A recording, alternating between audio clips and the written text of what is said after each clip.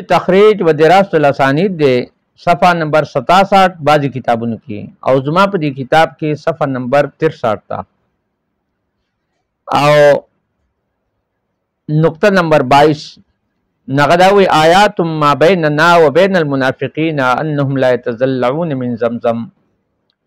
نشانی زمون په میس کې د منافقان په میس کې دا چې انهم لا يتزلعون من زمزم چې هغه ګیړي نه ډکې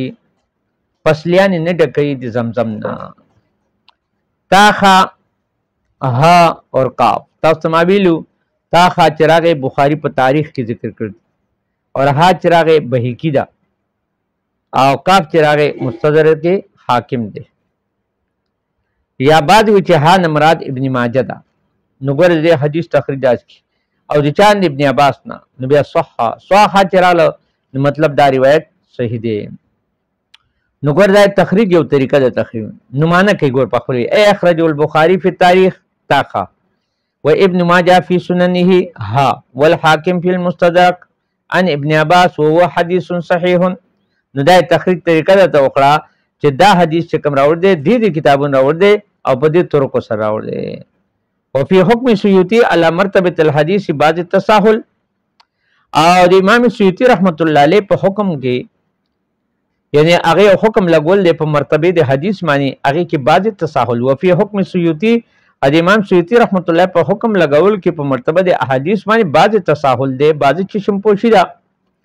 ولذلك دغه بعد التساهل دی نو تعقبه المناوی فی شرحه امام مناوی رحمت الله علیه خپل په شرح کې دغه تعقب کړ دی پیچھے کړ دا هغه کتاب کوم دی فیض القدیر شرح جامع صغیر جامع صغیر خو د سیوطی دی خو په دې معنی شرح جامع چې کوم لیکل لکه فیض القدیر دا امام مناوی لیکل دا د پاک تعقب بیا کړ دی هغه دا دی فی بعض الاحادیث په بعض احادیث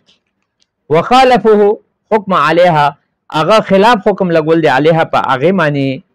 ما بیان وجه ما ذهب الیه سره د دینا چې هغه کې هغه وجه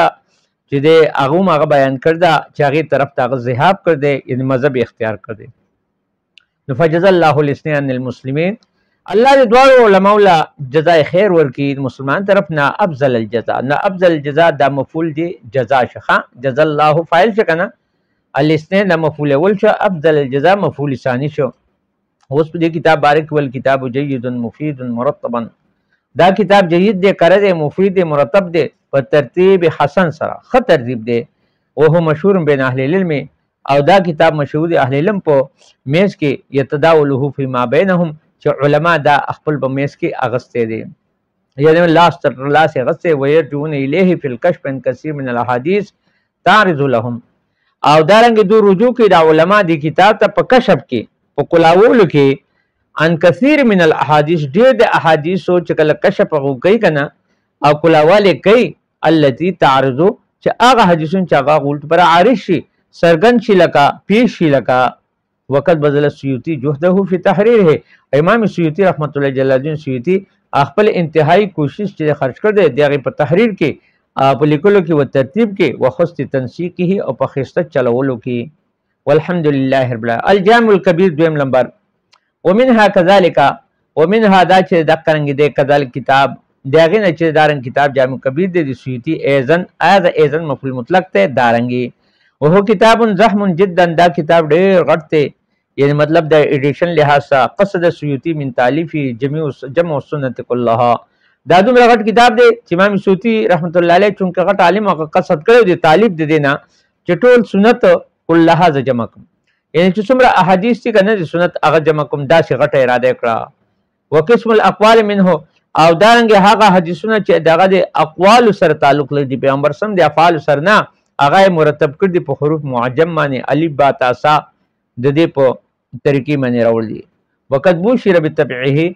او دارنګ چې د مباشرت کړي دي په ایډیشن کې په مصر کې وصدر من عدت مجلدات په دې باندې کار شوی دی په دې ایډیشن په مصر کې او دینه صادر کړي ډېر مجلدات اوس نمبر 3 کتاب دی الزیادات علی کتاب جامع صغیر جامع صغیر باندې زیادات هم لیکل شوی دي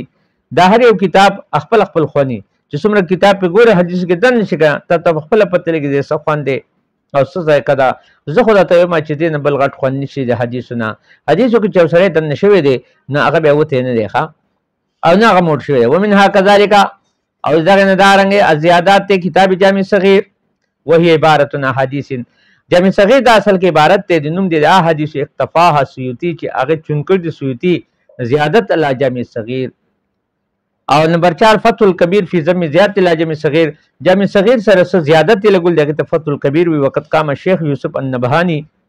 او تحقیق سره دا کار کړی شیخ یوسف نبهانی دغه زیادت اله حدیث جامع صغیر سره لګول دي وجعلهم مؤلفا واحدا بیا دا یو طالب ګرځولې دي